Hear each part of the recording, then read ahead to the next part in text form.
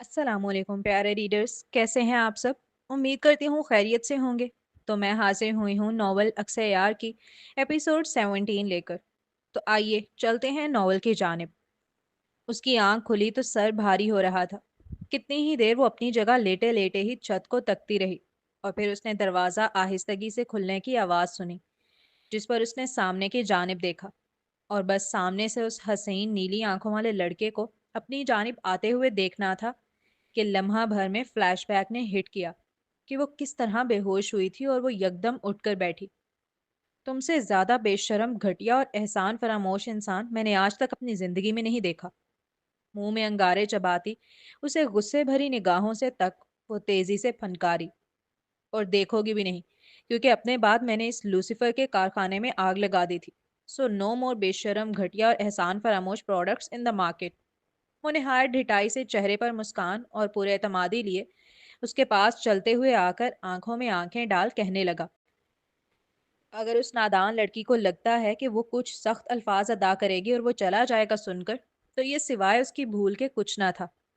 जहां तक मुझे याद है, मैंने बहुत साफ अल्फाज में कहा था कि दफा हो जाओ मेरे घर से। वो दांत पीसते हुए एक एक लफ्ज चबा चबा कर गोया हुई। हर गुजरते लम्हे के साथ उस लड़की का चेहरा सुर्ख पड़ रहा था। मुकाबिल देख सकता था वो कैसे अपनी मुट्ठियों में बेड की चादर को भींच रही है। उसकी आंखें जो हमेशा मोहब्बत बरसाया करती थीं, वो उस लम्हे आग बरसा रही थीं। ऐसी आग जो सब कुछ जला के राख कर दे। और जहां तक मुझे याद है, मैंने भी तुमसे साफ अल्फाज में कहा था, और तुम्हारे कहने से पहले कहा था कि मैं तुम्हें छोड़कर नहीं जाऊंगा, चाहे तुम खुद भी क्यों ना चाहो। उसके रूबरू बैठकर उसकी भेंची हुई मुट्ठी पर अपनी शहादत की उंगली से गोल दायरा बनाते हुए वो नजर झुकाए नरमी से मगर याद दहानी कराने वाले अंदाज में बता रहा था, अगर तुम नहीं गए तो मैं पुलिस को बुला लूंगी। मुझे अकेला देखकर कमजोर समझने की गलती मत करना। जिस हाथ पर वो गोल दायरे बना रहा था उंगली से, वो तेजी से उस हाथ को मुकाबिल के हाथ के नीचे से निकालकर अपने बाल जो बिखर रहे थे चेहरे पर, उन्हें कानों के पीछे उड़सती हुई तीखी निगाह से उसकी जानिब देख दांत पीसते हुए वार्निंग आमेज लहजे में बोली, ओ मैं तो डर गया लोमेना। ऊँटों को गो होंठों को गोल कर आंखों में शरारती मुस्कान लिए वो इस्तेहजाइया अंदाज में कहने लगा। उसके चेहरे पर आने वाली मुस्कान भी उस वक्त तैयबा को जहर मालूम हो रही थी। ठीक है, तो फिर मैं पुलिस को बुला लेती हूँ, फिर देखते हैं तुम डरते हो या नहीं। वो धमकी आमेज लहजे में कहती अपना सेल जो तकिए के बराबर में रखा था वो तेजी से उठाकर उसके सामने ही नंबर डायल करने लगी। अच्छा अच्छा, मैं डर गया, वाकई डर गया, छोड़ो फोन। उसका यही गुमान था कि वो सिर्फ डरा रही है, मगर जब वो वाकई उसके सामने नंबर डायल करने लगी, तो फाहद को महसूस हुआ वो बहुत सीरियस है उसे घर से निकालने की बात को लेकर। और ये देख उसने फौरन ही उसके हाथ से सेल छीना और हार मानने वाले अंदाज में दोनों हाथ हवा में खड़े कर लचकदार लहजे में गोया हुआ, फाहद मुझे मजबूर मत करो कि मैं तुम्हें धक्के दे देकर घर से निकालूं, इसलिए मेरा सेल वापस दो और चुपचाप मेरे घर से निकल जाओ। तुम्हारा घर? ये तुम्हारा घर है सिर्फ? वो जब बार बार कह रही थी कि मेरे घर से निकलो, तो वो भी फाहद को सुनने में जहर से कम मालूम नहीं हो रहा था।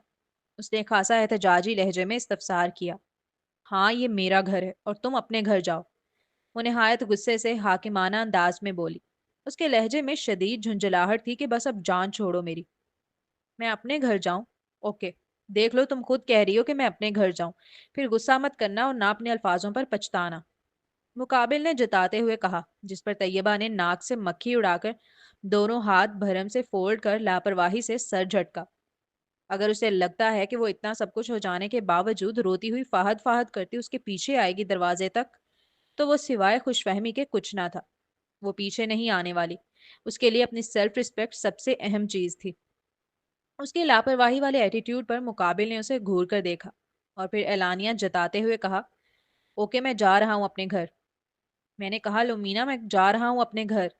तैयबा ने कोई रिएक्शन न दिया, उल्टा उसके दोबारा कहने पर अपना चेहरा हल्का सा दूसरी सिम मोड़ लिया, गोया कह रही हो जल्दी अपना चेहरा मेरी नजरों के सामने से गुम करो। एक दो लम्हे वो उसका चेहरा शिकवतन तकता रहा, जबकि तैयबा दीवार को देख रही थी इस इंतजार में कि अब वो किसी लम्हे भी उठेगा और चला जाएगा गुस्से से, जो वो अक्सर करता है।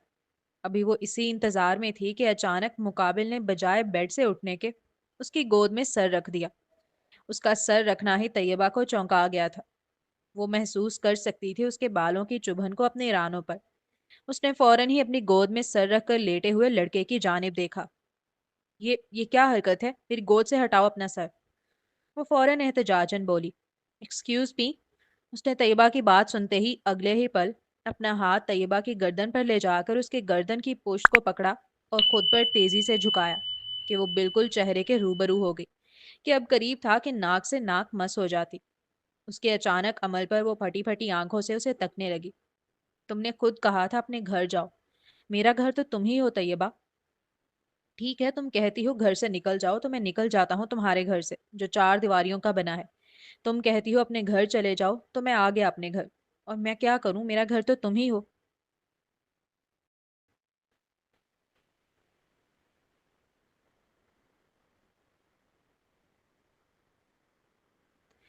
اس کے جملے تھے یا کوئی سحر انگیز جادو؟ ڈائریکٹ جا کر انہوں نے طیبہ کے دل پہ وار کیا تھا۔ ایک ایسی لڑکی جس کے پاس ہر نعمت ہوا کرتی تھی ایک وقت میں، اور پھر وقت نے ایسا پلٹا کھایا کہ سب یکدم چھن گیا۔ ماں باپ بہن بھائی دوست گویا ہر رشتہ، یوں اچانک ہر رشتہ چھن جانے کے سبب وہ محبتوں کے لیے ترستی سی رہ گئی تھی۔ ایسے میں فہد کا کہنا کہ تم میرا گھر ہو، اس کے دل کو کیسے نہ لگتا؟ کیا چاہتی تھی وہ؟ صرف محبت اور تحفظ۔ اس سے زیادہ کی تو نہ کوئی مانگ تھی، نہ کوئی طلب، نہ کوئی آرزو۔ میں اپنے گھر میں لیٹا ہوں اس وقت، اب تم مجھے میرے ہی گھر سے تو نکالنے سے رہیں۔ اس نے اتھارٹی والے انداز میں کہا، ساتھ ہی یہ بھی جتایا کہ اب تم نہیں نکال سکتی، تم بے بس ہو۔ بھلا کوئی کسی شخص کو اسی کے گھر سے تھوڑی نکال سکتا؟ اس لمحے پتہ نہیں اس نوجوان کی آنکھوں کی تپش زیادہ تھی یا اس کے ہاتھوں کے لمس کی، جو وہ اپنی گردن پر محسوس کر رہی تھی۔ وہ پوری سرخ پڑتی جا رہی تھی۔ ابھی اسے دیکھ ہی رہی تھی کہ مقابل نے بڑے نرمی اور مہارت کے ساتھ اپنے الٹے ہاتھ سے اس کے بال پونی سے آزاد کر دیے۔ بس بال آزاد ہوئے ہی کہ گھنی زلفیں جیسے خود بخود اس کے چہرے پہ گراں ہو گئیں۔ نرم ہوا میں بہتی ہوئی روشنی کے ہر ذرے کو اپنی لپیٹ میں لے کر اس نوجوان کے چہرے پر گہرا اور پراسرار سایہ بکھیر دیا۔ ہر لمحہ، ہر زاویہ، ہر روشنی کا کھیل اس لمحے کو ایک خاموش اور پرکشش جادو میں بدل گیا تھا، جہاں صرف طیبہ اور وہ نیلی آنکھوں والا حسین نوجوان موجود تھے، اور دنیا کی تمام روشنی ان کے درمیان خاموشی سے جھلک رہی تھی۔ اس کی گرم سانسیں وہ اپنے چہرے پر محسوس کر رہی تھی۔ اس کے گال جلنے لگے تھے۔ اچانک شدید گرمی کا احساس ہو رہا تھا۔ ابھی وہ دونوں ایک دوسرے کو دیکھ ہی رہے تھے جب ہوا میں بھینی بھینی کسی چیز کے جلنے کی بو پھیلی، جسے دونوں کی ناک نے فوراً محسوس کیا۔ کوئی چیز جل رہی ہے۔ بو اتنی تیز آئی تھی کہ طیبہ کے منہ سے یکدم نکلا، اور بس اس کا کہنا تھا کہ فہد کا دماغ تیزی سے کام کیا اور اسے چولہے پر طیبہ کے لیے چڑھایا ہوا دلیا یاد آیا۔ او نو! وہ فوراً ہی اس کی گردن سے ہاتھ ہٹا کر تیزی سے اٹھا اور کمرے سے باہر کی جانب لپکا، جبکہ طیبہ ایک ہاتھ سے اپنی گردن سہلا کر دوسرا ہاتھ ہوا میں لہرانے لگی جیسے پنکھے کی طرح خود کو ٹھنڈا کرنے کی کوشش کر رہی ہو۔ شدید گرمی نے اسے گھیر رکھا تھا، اور ساتھ ہی رکا ہوا سانس جو انجانے میں وہ کب سے روکے بیٹھی تھی، اسے منہ کھول کر ہوا میں چھوڑا، جو اس لمحے کے بھاری احساسات کی عکاسی کر رہا تھا۔ اب چلتے ہیں اگلے سین کی جانب۔ چکھ کر بتاؤ نمک مرچیں ٹھیک ہیں یا اور ڈالوں؟ وہ ایک چمچہ دلیے کا بھر کر لایا تھا، اس کے سامنے لا کر بڑی نرمی سے اسے ٹیسٹ کرنے کے لیے کہنے لگا۔ طیبہ نے بجائے ٹیسٹ کرنے کے اسے گھورنا شروع کیا، جس کے جواب میں وہ ہر طرف دیکھ رہا تھا سوائے اس کی سیاہ نشیلی آنکھوں کے۔ ہاں ٹھیک ہے، لڑائی چل رہی ہے، لیکن وہ کبھی اسے بھوکا نہیں رہنے دیتی تھی ناراضگی میں بھی، پھر وہ کیسے رہنے دے؟ چکھ بھی لو، دلیا بہت تیز چولہے پہ چڑھا کر آیا ہوں، پھر سے جلوا مت دینا تم۔ وہ ذرا خفگی سے جتا کر بولا، تو طیبہ نے مزید اسے کھا جانے والی نگاہ سے گھورا۔ الٹا چور کوتوال کو ڈانٹے، تمہاری اپنی غلطی سے جلا تھا وہ۔ مقابل دانت پیستے ہوئے جتا کر گویا ہوئی، تم چکھ رہی ہو یا نہیں؟ وہ لڑنا نہیں چاہتا تھا، کیونکہ اگر لڑائی بڑھے گی تو وہ کھانا نہیں کھائے گی اس کے ہاتھ کا بنا۔ نہیں، اسپاٹ سے لہجے میں انکار کرتے اس نے منہ موڑ لیا تھا۔ ٹھیک ہے، پھر جیسا بھی بنے کھا لینا۔ وہ منہ پھلا کر دانت پیس کر بے بسی سے کہتا وہاں سے چل دیا تھا۔ کچھ دیر بعد وہ دلیے سے بھری پلیٹ ٹرے میں سجا کر 2 چمچے اور پانی کے گلاس بھر کر اس کے پاس لے آیا تھا۔ وہ بیٹھ کر موبائل چلا رہی تھی، اس کی جانب دیکھا تک نہیں۔ ایسے میں گرم ہے، کھا لو، ٹھنڈا ہو گیا تو پھر کھایا نہیں جائے گا تم سے۔ وہ ٹرے اس کے پاس بیڈ پر رکھ چکا تھا، لیکن طیبہ نے ایک بار اس کی جانب نگاہ نہ کی، جیسے اس کی موجودگی سے بھی بے خبر ہو۔ وہ نرمی سے اپنی بات کہتا کمرے سے نکل گیا تھا۔ लो मीना, खाना रखा है, मैनर्स कहाँ हैं तुम्हारे? खाने को इंतजार नहीं कराते, चलो खाओ। उसे लगा था नाराजगी उससे है, खाने पे थोड़ी दिखाएगी। फिर वो जितनी कदरदान है चीजों की, कभी भी चीजों को जाया करने के लिए तैयार नहीं होगी। इसीलिए वो रख कर चला गया था और आराम से पूरा किचन साफ कर कर वापस लौटा। लेकिन ये देख हैरान हुआ कि नाराजगी इतनी शदीद थी कि उसने खाने को हाथ तक न लगाया। उसके हाथ से सेल लेकर खाने की ट्रे गोद में रखते हुए डपट भरे अंदाज में उसे खाने को कह रहा था। अब वो, ये पहली बार था जब तैयबा को वो लड़का खुद से बड़ा महसूस हुआ। तुम ना ज्यादा मेरे बाप ना बनो। उसके डांटने पर वो फौरन ही आंखें दिखाकर जज्बज होकर बोली, और तुम ज्यादा बच्ची ना बनो। मुकाबिल ने भी उतना ही गुर्राकर जवाब दिया था। अब पहली बार दलिया बनाया तो खराब बना, दूसरी बार बनाया तो वो जल गया, अब ये तीसरी बार बनाया था उसने। और मुकाबिल उसकी इतनी मेहनत के बाद खाना तो दूर देख भी नहीं रही थी उसकी जानिब। गुस्सा तो आना ही था, इतना सब्र वाला नहीं था वो। मुझे नहीं खाना और तुम्हारे हाथ का तो हाथ भी नहीं लगाऊंगी। वो आंखों से अंगारे उगलती, दांत पीसते, एक एक लफ्ज चबा चबा कर जताते हुए बोली, लोमीना मेरा सबर मत आजमाओ, I am not a good boy. वो वॉर्न कर रहा था, लेकिन मुकाबिल ने नाक से मक्खी उड़ाने वाले अंदाज में सर झटका। ओके, तो पक्का है तुम हाथ नहीं लगाओगी? वो जैसे आखिरी बार पूछकर हुज्जत तमाम कर रहा था।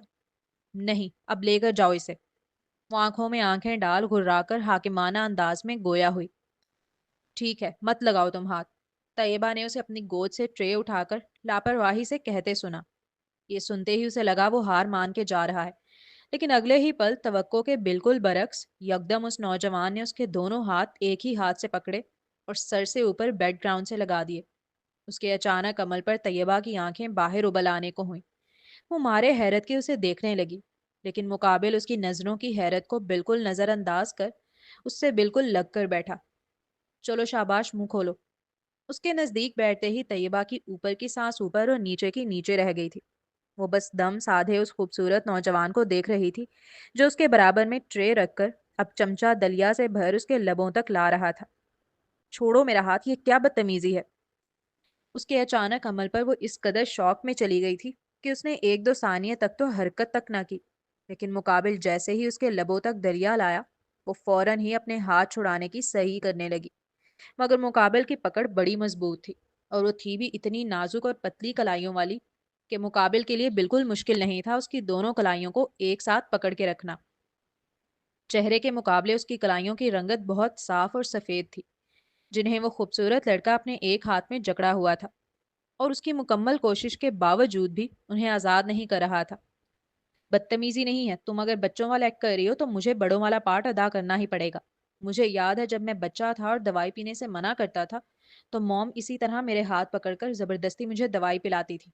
एक बात समझ नहीं आती। उसने पहली बार तैयबा के सामने अपनी वालदा का जिक्र किया था, और ये जिक्र करते वक्त भी उसकी आंखों में एक अलग सी चमक उभरी थी।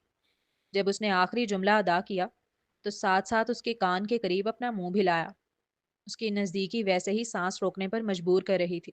मगर जब वो मजीद करीब आया, तो तैयबा को अपनी जान निकलती महसूस हुई। लेकिन उस लम्हे जो चीज़ वो सबसे ज्यादा गौर कर रही थी, वो था उसका पुरकशिश लहजा। जैसे वो कोई बहुत मीठी बात कर रहा हो, कोई बहुत अपनायत भरी।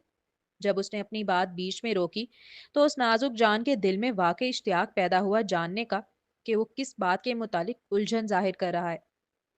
कि तुम्हारी हर बात मुझे मेरी माँ की याद क्यों दिलाती है? वो लड़की उसके दिल को लगी ही इसीलिए थी, क्योंकि उसमें वो अपनी माँ की झलक देखता था। उसकी बेलौस मोहब्बत अक्सर उसे अपनी माँ की याद दिला देती थी। उसकी बात सुनते ही तैयबा का दिल नरम पड़ा। नाक पर धरा गुस्सा जैसे खामोशी से छू मंतर हो गया हो। फिलहाल चलो गुड गर्ल बनो और खाना शुरू करो, फिर तुम्हें दवाई भी खिलानी है मुझे। वो बड़ी नरमी से कहता अब चम्मच बिल्कुल उसके लबों से लगा चुका था। मुंह खोलो। उसके लबों से चमचा लगाते ही तैयबा ने दोनों होंठों को एक दूसरे में भेंच लिया था। वो अपनी जानिब से पुरजोर एहतजाज कर रही थी। मैंने कहा मुंह खोलो, वरना मेरी मामा एक और तरह खिलाती थी, और अगर मैंने तुम्हें उस तरह खिलाया तो वो तुम्हें बिल्कुल पसंद नहीं आएगा।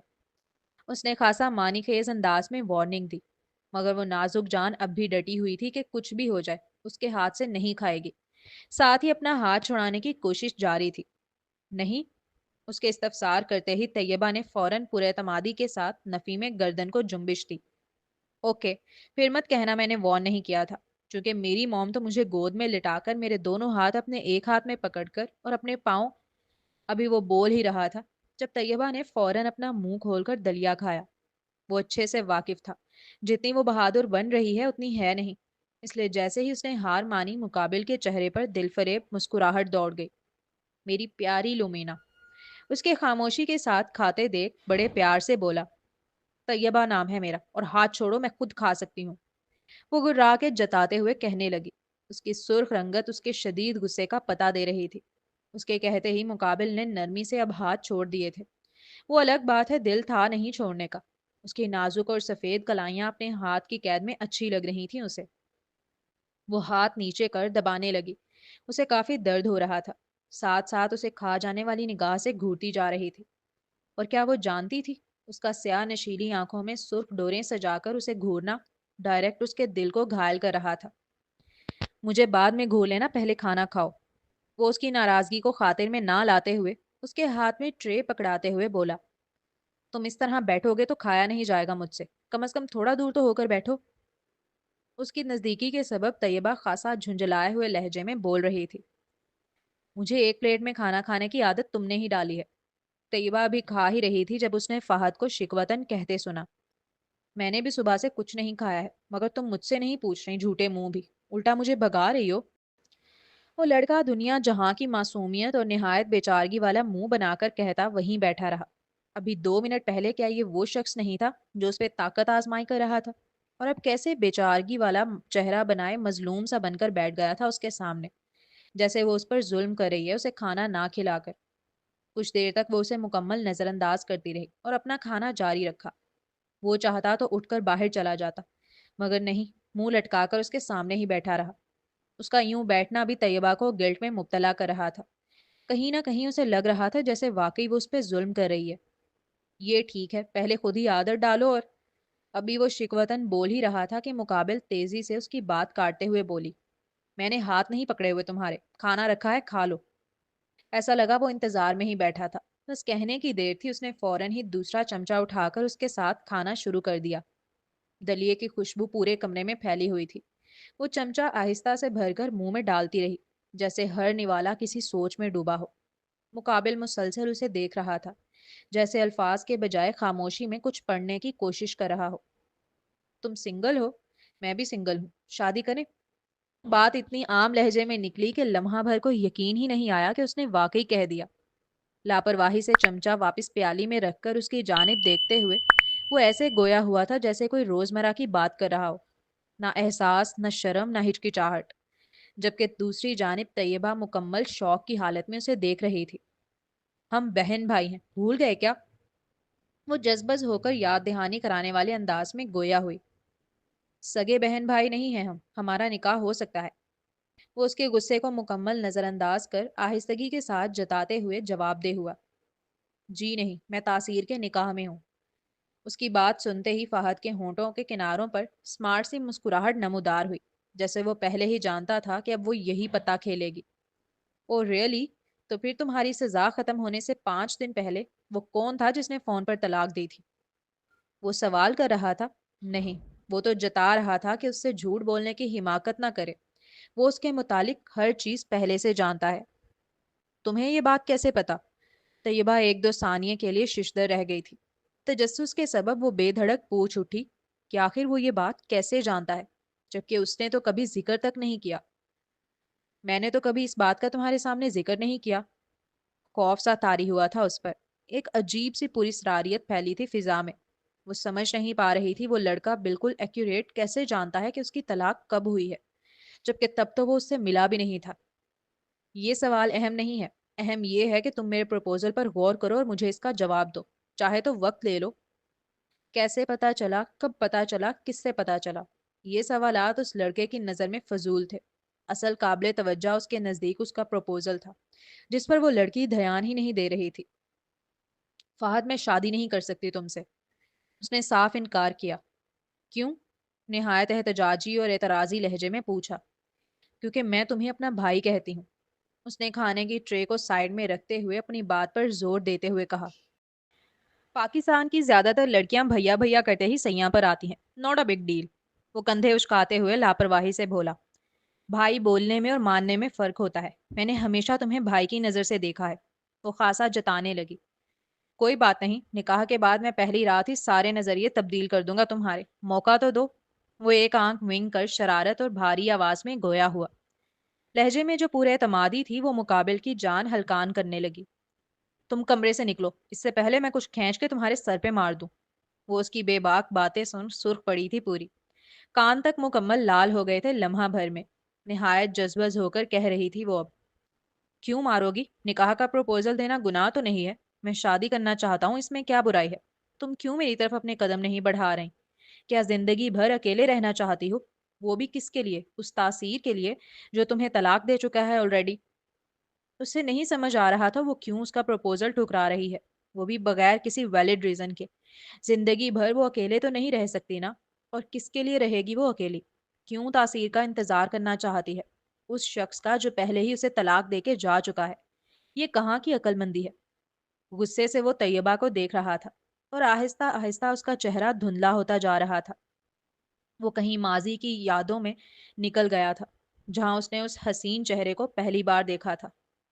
اپنی گاڑی سلو کرو، میں نے کہا اپنی گاڑی سلو کرو، تم سنتی کیوں نہیں ہو؟ وہ فون پر چیخ رہا تھا۔ اس کی گاڑی آمنہ کی گاڑی کے پیچھے ہی تھی۔ تم میرے ہمدرد بننے کی کوشش مت کرو، میں تمہاری سچائی جان چکی ہوں۔ وہ غصے سے بھری آواز میں چیخ رہی تھی، میں ڈیڈ کو سب بتا دوں گی، سنا تم نے؟ سب بتا دوں گی کہ تم کون ہو اور کس مقصد سے ہماری زندگی میں آئے ہو۔ میں الفاظ ابھی لبوں پر ہی تھے کہ ایک زوردار فائر کی آواز فضا میں گونجی۔ اس کا دل دھک سے رہ گیا۔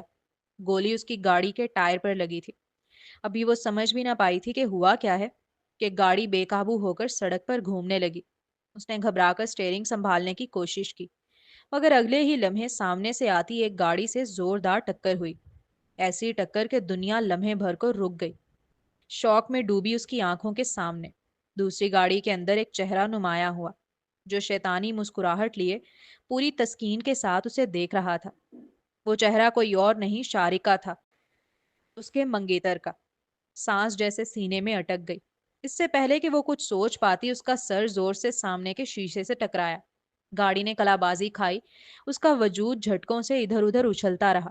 پھر ایک بھاری دھماکے کے ساتھ گاڑی الٹ گئی، شیشے ٹوٹے، دھواں اور شور ایک ساتھ پھیلا۔ وقت جیسے رک گیا تھا۔ اس لڑکی کی آنکھوں کے سامنے صرف اندھیرا تھا، اور اس اندھیرے میں شارق کی وہی شیطانی مسکراہٹ۔ گاڑی اب الٹ کر سڑک پر پڑی تھی۔ پھر آہستگی سے اس نیلی آنکھوں والے نوجوان نے اپنی گاڑی پیچھے کی جانب لی، اور جس جگہ اس کی گاڑی کھڑی تھی بالکل اسی جگہ دوسری گاڑی آ کر لگی۔ یہ طیبہ کی گاڑی تھی۔ کوئی بھی ثبوت باقی نہیں بچنا چاہیے میرے خلاف، لوگوں کو ایسا ہی لگنا چاہیے کہ صرف ڈرنک اینڈ ڈرائیو کا کیس ہے۔ اس نے ہاشم کو آرڈر دیا۔ ہاشم سے بات کرتے کرتے وہ یوں ہی مڑا تھا، جب اس کی نظر اس خوبصورت لڑکی پر گئی، جسے اس کے بندے گاڑی کی بیک سائڈ سے نکال کر فرنٹ سیٹ پر بٹھا رہے تھے۔ ساتھ ہی انہوں نے گاڑی کو فٹ پاتھ پر چڑھا دیا تھا تاکہ ایکسیڈنٹ نیچرل لگے۔ کہاں سے ملی یہ لڑکی؟ اس نے یوں ہی سرسری سے انداز میں استفسار کیا۔ یہ مارٹ میں سامان خرید رہی تھی، میں نے چپکے سے اس کی گاڑی میں پرفیوم چھڑک دیا۔ اس کی آواز میں ایک گھٹیا اطمینان تھا، جیسے کوئی شطرنج کے فتح مند کھیل کا بتا رہا ہو۔ جیسے ہی اس نے سونگھا، بے ہوش ہو گئی۔ شارق نے اس کی بات سن اس خوبصورت لڑکی کو ایک بار بغور دیکھا تھا۔ جیسا آپ نے ڈیمانڈ کیا تھا، ایک گاڑی اور لڑکی دونوں اٹھا کر لے آیا میں، وہ بھی دیکھے کتنے شارٹ نوٹس پر، کہ یہاں آپ نے آرڈر جاری کیا اور یہاں میں حاضر ہو گیا۔ ہاشم نہایت فخر سے بتا رہا تھا کہ وہ کس طرح اتنے کم وقت میں ایک لڑکی کو گاڑی سمیت ارینج کرنے میں کامیاب ہوا ہے۔ ثبوت مٹائے جا رہے تھے، اور سارا الزام آہستہ آہستہ اس نامعلوم لڑکی کی طرف پلٹ رہا تھا، جو اتفاقاً ہاشم کو پیٹرول پمپ پر نظر آئی تھی۔ جب اسے شارق کی جانب سے آرڈر ملا تو طیبہ کی گاڑی اس کے سامنے ہی آ کر مارٹ کے آگے رکی تھی، اور وہ کار میں سے اتر کر اندر مارٹ میں سامان لینے گئی تھی۔ اور وہ بیچاری کب جانتی تھی کہ آج کا دن اس کی زندگی کا رخ بدل دے گا۔ آج کے بعد کچھ بھی پہلے جیسا نہیں رہے گا، نہ اس کی زندگی، نہ اس کی خوشیاں، نہ اس کی پڑھائی، نہ اس کے ماں باپ، نہ بہن بھائی، نہ رشتے ناتے، کچھ بھی نہیں۔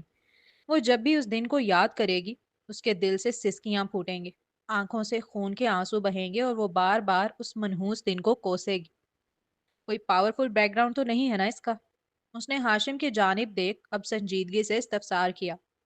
گاڑی اور کپڑوں سے تو نہیں لگتا، پھر بھی میں آپ کو چیک کر کے بتا دوں گا۔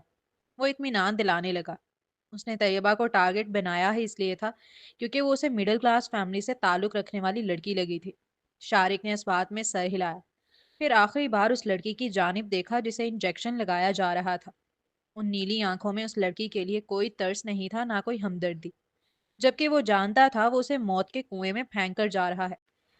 آمنہ کا باپ دامر خان اب اسے جب تک قبر میں نہیں پہنچا دیتا چھوڑے گا نہیں، لیکن اس کے باوجود وہ بے تاثر سا چہرہ لیے وہاں سے چل دیا تھا۔ اسے لگا تھا کچھ گھنٹے بعد آمنہ کے موت کی خبر آ جائے گی، مگر ایسا نہ ہوا، اسے بچا لیا گیا تھا۔ اتنے خطرناک ایکسیڈنٹ کے بعد بھی وہ موت کے منہ سے نکل آئی تھی، مگر پلس پوائنٹ یہ تھا کہ وہ کومے میں چلی گئی تھی، زندہ مردہ ایک برابر۔ دامل خان اثر و رسوخ رکھنے والا بندہ تھا، ڈر تھا کہ اپنی بیٹی کی خاطر زمین کھود کر ثبوت نکالنے نہ بیٹھ جائے۔ اسی خوف کے تحت اس نے انہیں اعتماد میں لیا اور آمنہ کا کیس اپنے ہاتھ میں لے لیا۔ وہ طیبہ کو مکمل لاوارث کر دینا چاہتا تھا تاکہ اس کے پیچھے کوئی بھی آواز اٹھانے والا نہ بچے۔ چونکہ نہ آواز اٹھے گی نہ دامل خان کے کانوں تک پہنچ سکے گی، اور اسی مقصد کے تحت اس نے طیبہ کے والد اور بھائی کو سرعام روڈ پر اپنے بندوں سے پٹوایا۔ انہیں اتنا ڈرایا دھمکایا کہ وہ شہر چھوڑنے پر مجبور ہو گئے۔ اتنا ہی نہیں، اس لڑکی کے سارے رشتہ داروں میں یہ اعلان کروا دیا کہ جو بھی طیبہ کا ساتھ دے گا گویا وہ آمنہ کے منگیتر شارق خلیل کا دشمن بن جائے گا۔ اور کون تھا جو شارق خلیل سے دشمنی لینا چاہے؟ کسے اپنی جان پیاری نہیں تھی؟ وہ اس وقت اپنے دوستوں کے ساتھ تھا، وائٹ شرٹ کے اوپر بلیک لیدر جیکٹ، نیچے فٹ بلیک جینز اور پاؤں میں برانڈڈ جوگرز۔ وہ جیسے ہی کار کے بونٹ کے ساتھ ٹکا، پوری بھیڑ کی نظریں خود بخود اس پر جم گئیں۔ گلے میں جھولتی سلور چین ہلکی روشنی میں چمک رہی تھی، نیلی آنکھوں میں وہی لاپرواہ سا غرور، جیسے دنیا کا کوئی قانون اس پر لاگو ہی نہیں ہوتا۔ ریس ٹریک کے کنارے شور تھا، لڑکیاں چیخ رہی تھیں، لڑکے اس کا نام پکارتے، شارق شارق۔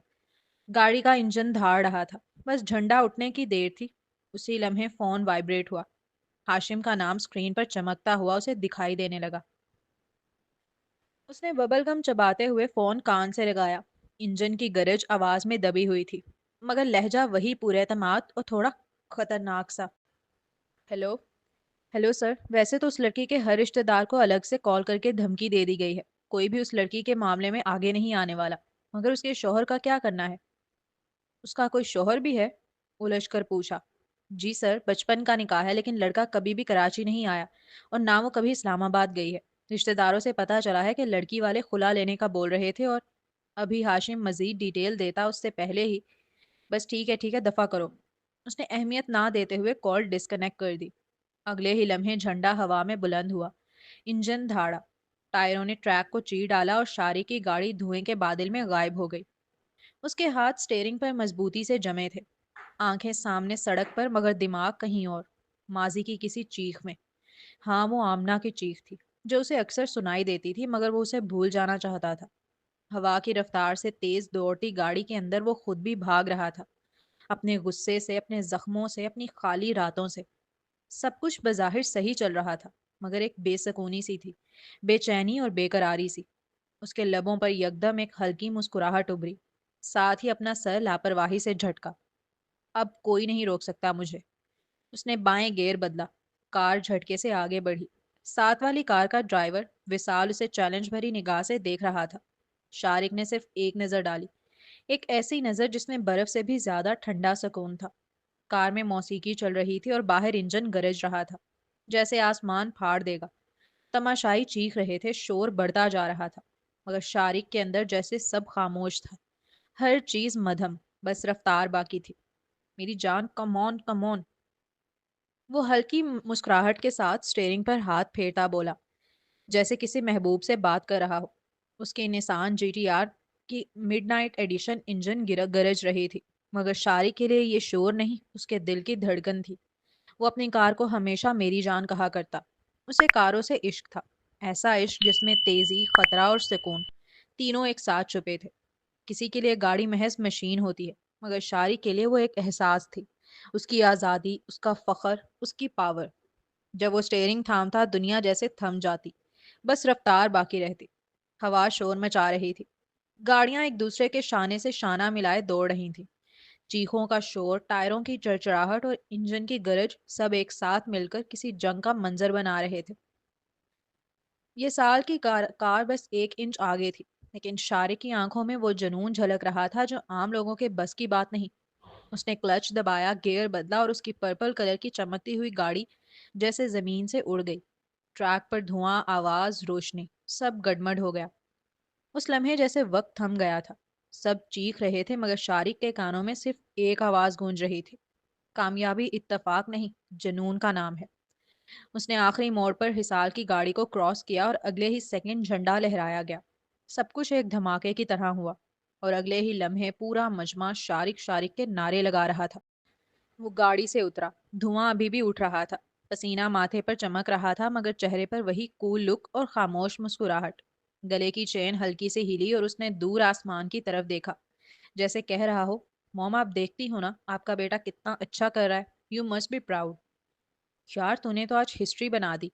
तैमूर दौड़ता हुआ आया था। उसके कंधे पर हाथ मारकर तेजी से बोला, मैंने कुछ नया नहीं किया। शारिक ने हल्का सा कहकहा लगाया, फिर धीमी आवाज में गोया हुआ, नहीं यार तू कुछ ज्यादा ही फास्ट था। ना, ये लोग ज्यादा स्लो थे, कछुए साले। वो एक फखर से लापरवाह लहजे के साथ कह रहा था। चल आजा जीत को सेलिब्रेट करते हैं।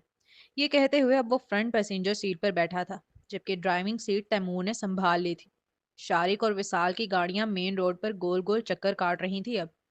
टायरों की चीख, इंजन की गरज और उठते हुए धुएं ने पूरा माहौल अपने हिसार में ले रखा था। अवाम का हजूम दीवानावार शोर मचा रहा था। कोई मोबाइल से वीडियो बना रहा था, कोई नाम पुकार रहा था, शारिक शारिक। शारिक की निसान जीटीआर आग की तरह घूम रही थी। वो खिड़की पर बैठ गया था। हवा के तेज झोंकों से उसके बाल बिखर रहे थे। वो ओ की आवाजें निकालता हुआ कहकहे लगा रहा था, जैसे उस लम्हे वो दुनिया के तमाम असूलों से आजाद हो। सर उस लड़की का शौहर उससे मिलना चाहता है। कौन सी लड़की? वो अपनी जरूरी मीटिंग के लिए निकल रहा था। वक्त नहीं था उसके पास सर खुजाने के लिए भी। ऐसे में हाशिम ने अचानक जब इस बात का जिक्र किया तो उसे समझ ही ना आया वो किसके मुतालिक बात कर रहा है। फिर इन बातों को 5 साल गुजरने को आ रहे थे। वो लड़की कहाँ उसके जहन में बाकी रही थी? वही एक्सीडेंट वाली तैयबा। वो शादीशुदा है? उसने लापरवाही के साथ पूछा। जी सर, मैंने पहले भी बताया था आपको। हाँ उसने बताया होगा, लेकिन शारी की आदत थी जो चीज़ उसके काम की है, जिससे वो लगाव रखता है या जिसमें वो इंटरेस्टेड है, सिर्फ वही चीज़ें और वही लोग उसे दिखाई और सुनाई देते थे। उसके अलावा दुनिया की हर चीज़ के मामले में वो बहरा, अंधा और गूंगा था कि अगर आप उसके सामने भी बैठकर बात करोगे, उसे किसी चीज़ के मुतालिक बताओगे तो भी ना कुछ सुनेगा, ना वो समझेगा, ना वो याद रखेगा। वो अपनी ही दुनिया में रहता था। तैयबा में वो इंटरेस्टेड था, लेकिन सिर्फ इस हद तक कि उसे लावारिस रखना है। उसे लावारिस रखने के लिए जो अहम काम था वो उसके घर वालों को हटाना था, बाप और भाई को, जिन्हें वो हटा चुका था। अब रिश्तेदारों, दोस्तों और पड़ोसियों और दीगर लोगों को हटाना, ये उसका सर का दर्द नहीं था, ये काम हाशिम का था। इसलिए हाशिम लाख बार उसे बता दे कि तैयबा शादीशुदा है, उसका एक शौहर है, तब भी उसे याद नहीं रहने वाला। मुझे बताने की क्या जरूरत थी? मैंने कहा था ना मामला खत्म कर देते। वो चिढ़कर बोला। ये टॉपिक भी उसके लिए सिवाय सरदर्द के कुछ ना था। आपने कुछ नहीं कहा था सर, तभी तो मैं खामोश हो गया था। हाशिम फौरन ही खुद को मजलूम जाहिर करते हुए गोया हुआ, क्योंकि वो नहीं चाहता था शारी की तोपों का रुख उसकी की तरफ, उसी की जानिब आ जाए। खामोश हो गए थे? वाह! उसने जोर से ताली बजाई थी, निहायत तंजिया अंदाज में। क्या मैंने तुमसे नहीं कहा था कि मुझे उसका कोई वाली वारिस नहीं चाहिए आगे पीछे? कोई सपोर्टर नहीं, चाहे दूर का हो या करीब का, क्योंकि ये मीडिया का दौर है। यहाँ छोटी सी चिंगारी भी आग बन जाती है। वो खासा आग बगोला होकर कह रहा था। तो क्या मैं उनकी तलाक करवा दूं धमकी दिलवाकर? शरीफ से लोग हैं, मुझे यकीन है डर जाएंगे, और ना भी डरे तो मैं बंदे भेज दूंगा जो अपनी जुबान में समझा देंगे, जैसे उसके बाप भाई को समझाया था आपने। शारी का सुर्ख पड़ता चेहरा देख डरकर उसने एक कदम पीछे लिया। उसे खौफ लाहक था कि किसी वक्त भी मुकाबिल का हाथ उसकी गर्दन दबोच लेगा। इसी खौफ में उसने तलाक कराने की तजवीज दे डाली। जो करना है करो, बस मुझे आगे कोई सर का दर्द ना मिले इस मामले में, ओके? वो अपने डार्क ब्राउन कोट का बटन लगाता तेजी से अपनी चेयर से उठकर बाहर की जानिब चल दिया था। ये ईद का दिन था। ये तासीर अली कौन है? मुझे इसकी पूरी डिटेल ला कर दो। उसके कहते ही दूसरी जानिब से हाशिम तेजी से बोला, सर बताया तो था आपको, ये तैयबा मैम का हस्बैंड है। लुमीना शादीशुदा है? उसे जैसे झटका लगा था, वो भी निहायत जोरदार, जैसे वो पहली बार ये बात सुन रहा हो, जबकि हाशिम इससे पहले भी तैयबा के शादीशुदा होने की बात उसे 2 बार बता चुका था। मगर उसने कभी तवज्जो ना दी, क्योंकि उसे इंटरेस्ट ही नहीं था। लेकिन अब जब वो उस हसीन लुमेना के घर में रह रहा था, जब वो उसे अच्छी लगने लग गई थी और उसे शिद्दत से चुभा था उसकी जुबान से तासीर का जिक्र सुनना, तो उसने हाशिम से उसकी डिटेल मांगी। जी सर, और आप बेफिक्र रहें, मैंने तलाक भी करवा दी है। दूसरी जानिब से हाशिम बड़े फखराना अंदाज में तेजी से गोया हुआ, जैसे दुनिया का ना जाने कौन सा अजीम कारनामा अंजाम दिया हो उसने। जिंदगी में पहली बार तुमने कोई अच्छा काम किया है। इसके इनाम में मैं तुम्हें अपनी एक जान तोहफे में दे दूंगा। एक लम्हे पहले उसकी शादी का सुनकर जो दिल को शदीद झटका और सदमा पहुंचा था, वो यकदम खुशी में तब्दील हो गया था। इस कदर खुशी कि उसने अपनी कार कलेक्शन में से एक कार, जो वो कभी किसी को हाथ भी नहीं लगाने देता, उसे हाशिम को इनाम के तौर पर देने का ऐलान किया। वाकई सर? हाशिम को जैसे यकीन ना आया हो, मुंह खोले हैरत से इस्तफसार करने लगा। हाँ, फिर भी मुझे तासीर की सारी डिटेल चाहिए। वैसे इनका कोई सीन? वो जैसे बोलने में भी हिचकिचाहट का शिकार हो, जुबान इस मामले में साथ ही नहीं दे रही थी। नहीं सर, बिल्कुल भी नहीं। तासीर अली कभी कराची आया ही नहीं, तलाक भी फोन पर ही दी है। गुड। उसे शायद खुद भी अंदाजा नहीं था कि वो सांस रोके खड़ा था। जैसे ही हाशिम ने ये खबर दी, रुका सांस अज खुद बहाल हुआ। मुझे कोई सोचने का वक्त नहीं चाहिए, मेरी तरफ से साफ इनकार है, मैं तुम्हें भाई मानती हूँ। वो तैयबा के सख्त और पूरे एतमादी से कहे कतई अल्फाज ही थे जो उसे यादों के दरिया से खींच लाए थे। वो लड़की नहीं जानती उसका बार बार प्रपोजल को मना करना शारिक के दिल में इस अंदेशे को पुख्ता कर रहा था कि वो तासीर अली के इंतजार में बैठी है अब तक। जब वो ये नहीं जानती कि उस लड़के को डरा धमकाकर तलाक ली गई है, तब उसका ये हाल है। तो जिस दिन वो जान जाएगी, तब किस कदर झुकाव दिखाएगी वो तासीर की जानिब। और यही शारिक के दिल का सबसे बड़ा खौफ था। इससे पहले वो वक्त आए, शारिक शादी कर लेना चाहता था, ताकि नाराज हो, गुस्सा करे, बातचीत बंद कर दे, गोया जिस तरह चाहे अपना गुस्सा दिखाए, मगर उससे दूर ना जा सके। तो जी जनाब, ये थी आज के एपिसोड। चलते हैं रिव्यू की जानिब। तो भाई सबसे पहले तो मतलब पहले के शुरू के सीन्स तो क्यूट थे, लेकिन जैसे ही पास्ट खुला मेरा सोचने का जाविया ही बदल गया। मतलब सही विलन है शारिक तो यहाँ पे। मतलब कि भाई ने सब कुछ प्लान किया, लाइक उसको बेचारी को फंसाया। ठीक है, वो उसके पास में जो भी हुआ हो, लेकिन उसको इस तरह से नहीं करना चाहिए था कि एक मासूम लड़की के साथ उसने ये किया, उसका ये हक नहीं बनता था। तो अब तो सही पता चल गया ना गाइस कि ये विलन ही है। जितना मर्जी हम इसको जस्टिफाई करें, हम इसको जस्टिफाई इसके एक्शंस को नहीं किया जा सकता। उसका अपना बचपन जैसा भी रहा हो, लेकिन वो किसी के साथ इस तरह नहीं कर सकता। तो खैर, आप लोगों को क्या व्यूज़ हैं इस बारे में, मुझे ज़रूर बताइएगा। कमेंट्स करें, चैनल को ज़रूर सब्सक्राइब करें, बेल आइकन भी प्रेस कर दें। मिलते हैं नेक्स्ट एपिसोड में, तब तक के लिए अल्लाह हाफ़िज़।